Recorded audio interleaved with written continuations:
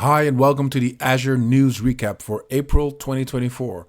As always, we'll have a look at retiring features, we'll dive into what became generally available, and last but not least, we will look at some preview features that were announced in April of 2024. But now first, retiring features. And we've discussed this one quite a few times already. Classic deployment model cloud services are going to be retired August of this year. Which means that we need to start looking into actually migrating into extended support, which uses Azure Resource Manager. And this also allows for deployment templates to be used, so infrastructure as code solutions come into play. It gives you role-based access control possibilities and, of course, regional resiliency. But the fact that cloud services in the classic deployment model is being deprecated August of this year means that also the Azure Classic Networking services will be retired on that same date, being August 31st, 2024, so this year. So application gateway, VPN gateway, express route gateway, reserved IP addresses, and classic virtual network, all of these classic networking services will be retired starting August 31st, 2024. So this means that also for these services, you would have to migrate over to the Azure Resource Manager deployment model, which also gives you, besides the capacities that it already has, the possibility of doing simplified resource deployment with the ARM templates, but also resource grouping so that you can deploy, monitor, manage, and apply access control policies to a resource group, to resources as a group. Then again, because of the retirement of the cloud services classic deployment model, app service environments v1 and v2 will also be retired August 31st, 2024. The step to take there is to migrate into app service environment v3. And then as far as the timeline goes, at the end of January this year, since then it has no longer been possible to create new workloads.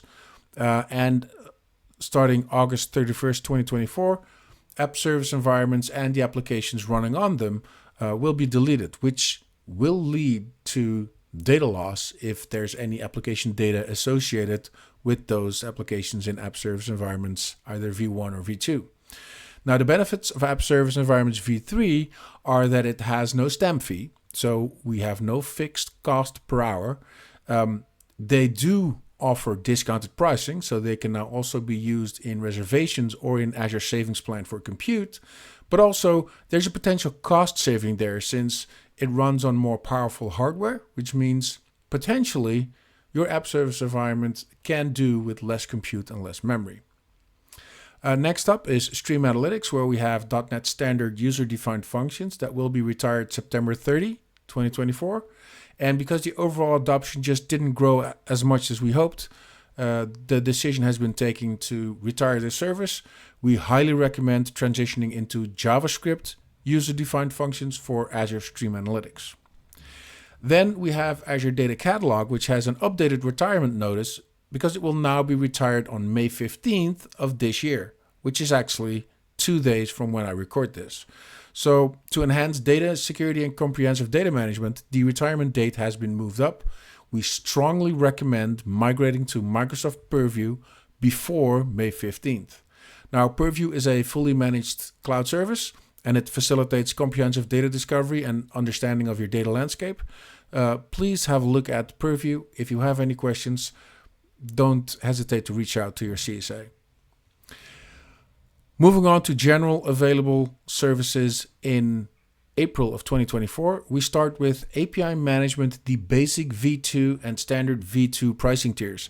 They directly address common customer requests. They enhance quality of service. And next to this, they also enable businesses of all sizes to now leverage API management effectively. It's worth noting that the classic pricing tiers for API management will remain actively invested in and supported, so you don't have to migrate over as far as that's concerned. In the AKS namespace, we now have cost views available, which allows you to view the aggregated costs of all of your AKS clusters and namespaces across the subscription. And then you can actually drill down into namespace costs of a cluster, for instance. So we'll get an overview of all of our clusters. we'll have the possibility of getting an overview of all of the namespaces inside of such a cluster. And then if you dive into a specific namespace, we're even seeing an overview of all of the assets that are under that namespace. So this gives us very granular control over seeing the cost for an AKS environment running in Azure.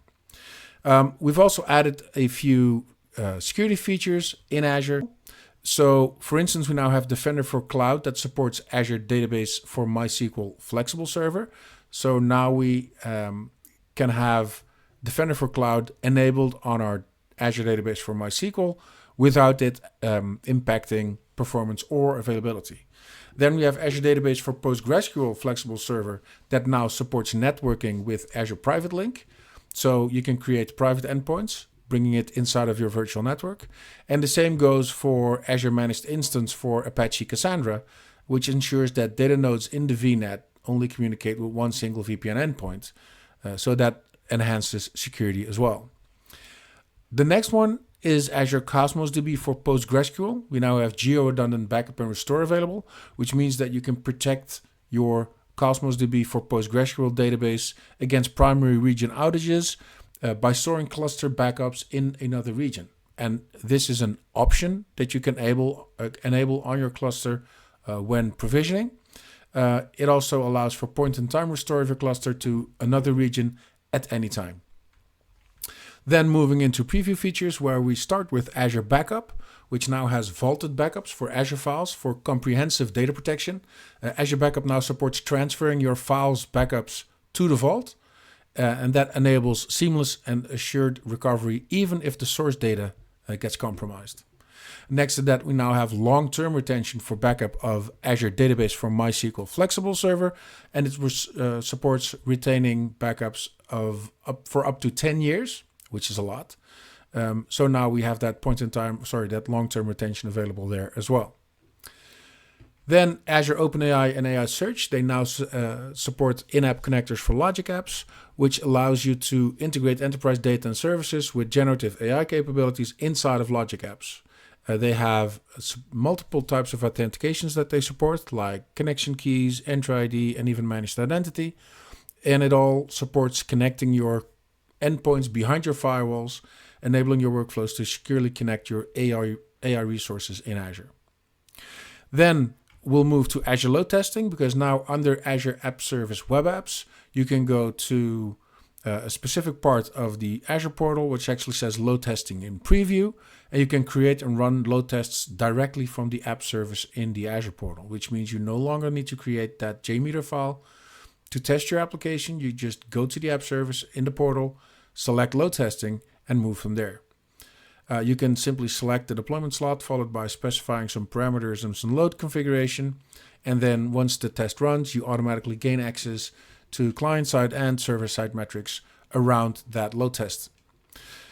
It looks a little bit like this. You create a test, again, on the app service itself in the Azure portal. It allows you to connect this to a specific load testing resource that you already have running in your Azure environment, or you create a new one from the dropdown. And then you can actually add some requests that you would like to execute in the load test based on the specific slot that you selected. And then on the right-hand side, you can see that you can also have a load configuration where you can determine how many engine instances you want to know, what the load patterns is, the concurrent users per engine. So all of that information is available to be configured right from the Azure portal. You'll review it, you'll create it, and from that point on, you can run that load test in Azure. Then last but not least is Azure Change Analysis. We now have a new portal experience, which allows you to view all of your resource changes across tenants and subscriptions in the Azure portal. And this gives you an onboarding free experience, but it might be best to just show what that actually looks like. So diving into the Azure portal right here, we can go to the hamburger menu, select all resources. And in this overview, we already see that there are 5 recommendations, 41 unsecured resources, but also 2 changed resources. And this is a new addition where we can actually click those 2 changes, and we can actually get an overview. As you can see, that top one is a storage account, which has been changed through the Azure portal. And if we want to go into details, we can actually open the query up and run that in Azure Resource Graph Explorer. Let's run that query. We actually get those same 2 changes back, but now the storage one, for instance, allows me to click See Details so that I can now see that this was updated from being a locally redundant storage to going into geo-redundant storage. And that also allows us to have actually secondary location and the status of that secondary location on that resource there as well. So all of that is available from the new portal experience under All Resources, straight on your current environment. That's it. All announcements for this recap are grouped at aka.ms/ANR-2024-04. You can scan the QR code, or you can go to the link in the bio. If you want to see all of the updates that we have around Azure, please visit azure.com/updates. Thanks for now. See you next time.